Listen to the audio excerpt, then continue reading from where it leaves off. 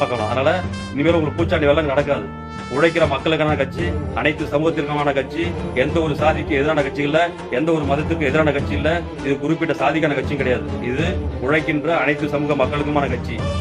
இன்னும் குறிப்பா சொல்ல போனோம்னா இந்த எங்க வட்டார வழக்கில் சொல்றேன், வன்னியர் சமூகம் உள்ளிட்ட, முப்பனார் சமூகம் உள்ளிட்ட, உடையார் சமூகம் உள்ளிட்ட, பிள்ளைமார் சமூகம் உள்ளிட்ட எந்தெந்த சமூகம் உழைக்கிற சமூகம் இருக்கோ அனைத்து சமூக மக்களின் உரிமைகளுக்காக போராடுகின்ற கட்சி விடுதலை சிறுத்தைகள் கட்சி. எத்தனையோ லட்சக்கணக்கான இஸ்லாமிய தோழர்கள், கிறிஸ்துவ தோழர்கள் எங்களது குலசாமி தலைவர் எழுச்சி தமிழர் அவர்களின் உழைப்பை மதித்து இன்று களமாடி வருகின்றனர். இன்னைக்கு 4 பேர் எம்எல்ஏ, 2 பேர் யாரு?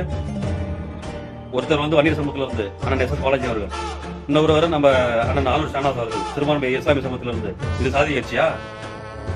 இன்னைக்கு மாநில கட்சி அங்கீகாரத்தை நாங்கள் வாங்கியிருக்கோம். இன்னும் 2026 2036 எங்களுக்கு விடுதலை சிறுத்தைகள் கட்சி ஏறுமுகம் தான். இன்னும் ஆட்சி அதிகாரத்தை எளிய மக்களுக்கும் அதிகாரம், கடைசி மனிதனுக்கும் ஜனநாயகம்